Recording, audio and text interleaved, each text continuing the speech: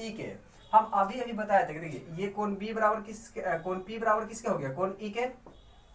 और आपको बताया था कि यदि कोई दो रेखाओं पर यदि तिर्यक रेखा गिरती है तो संगत का कोण बराबर होता है कब, जब ये रेखाएं समानांतर होती है तब। क्योंकि संगत का कोण है हम ये बराबर दिखा दिए, और ये बराबर एक ही शर्त पर हो सकता है कि ये दोनों रेखाएं क्या होगा, समानांतर होगा, मतलब पी क्यू समानांतर होगा ई एफ के, पी क्यू समानांतर होगा ई एफ के, तभी ये संगत का कोण बराबर है। ठीक है, आपका समानांतर होगा, चाहे तो आप कह सकते हो यहाँ कि ये संगत कोण है।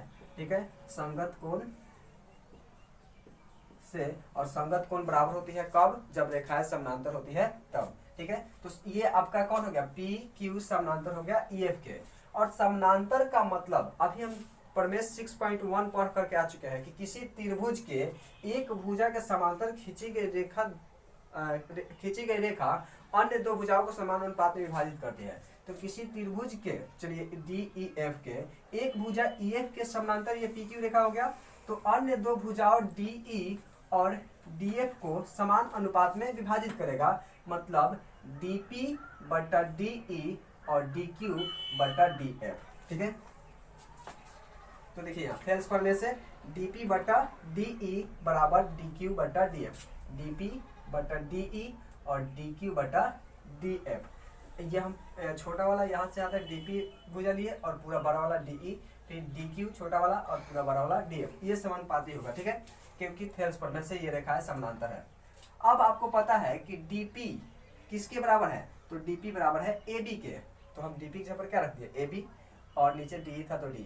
फिर dq किसके बराबर था, dq बराबर है ac के, तो हम dq के बदले क्या रख दिए ac, और नीचे df था तो यहाँ df रहेगा। ठीक है, यहाँ मिस्टेक से लिखा गया df रहेगा। ठीक है, तो आप क्या देख रहे हैं कि AB बराबर DE और AC बराबर DQ। अच्छा, ये AB AC कहाँ से आ गया, तो चूंकि AB बराबर था DP के और AC बराबर था DQ के, यहाँ से लिख सकते हैं, या लिख सकते हैं कि अपरचना से लिख सकते हैं। ठीक है, अब देखिए फिर हम AB बटा DE और AC बटा DF, चूंकि हमको सिद्ध क्या करना था, AB बटा DE, AC बटा DF और BC बटा EF, तो आप देख सकते हैं कि दो तो सिद्ध हो गया एक। फिर हमको इसी प्रकार के एक फिर से इतना करने की आवश्यकता नहीं है, सीधा लिख देंगे इसी प्रकार और इसी प्रकार के, फिर इसी प्रकार लेकर के चलेंगे तो हमें अगला वाला सिद्ध हो जाएगा। तो अगला लेकर चलने की आवश्यकता नहीं है, सिंपल आप लिखिए इसी प्रकार, थोड़ा सा स्टेप बच जाएगा, और इसी प्रकार के लिख करके आप लिख सकते हैं ये वाला जो सिद्ध करना है, AB बटा DE, AC बटा DF और BC बटा EF, और ये यहाँ एक नंबर आपका प्रूफ हो जाएगा। ठीक है, प्रूफ हो जाएगा।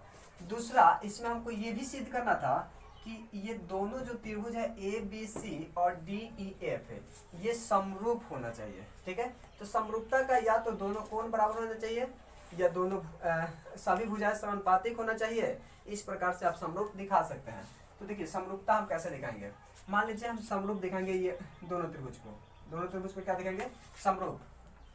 तो हमको समरूप दिखाने के लिए देखिए हम आपको बताए थे कि या तो तीनों कोण के बराबर होना चाहिए, या तीनों भुजाओं के समानुपाती होना चाहिए, तो त्रिभुज समरूप हो जाता है।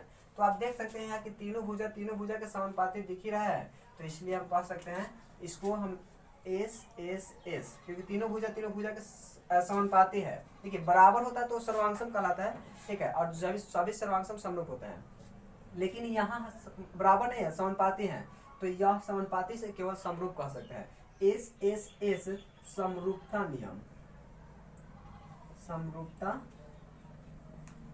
नियम से त्रिभुज ABC और समरूप हो जाएगा त्रिभुज DEF। आपका ये दूसरा नंबर प्रूफ हो गया, तीसरा नंबर प्रूफ हो गया।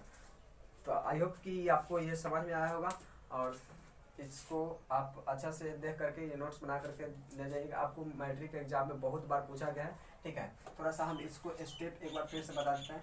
सबसे पहले देखिए ये तो हम आपको याद करना ही होगा, याद कर लीजिएगा। याद करके आपको फिगर बना लेना है, फिगर बना करके उसके बाद व्याख्या आप अपने भाषा में कुछ भी कर मतलब जैसे थोड़ा सा इधर उधर कर सकते हैं।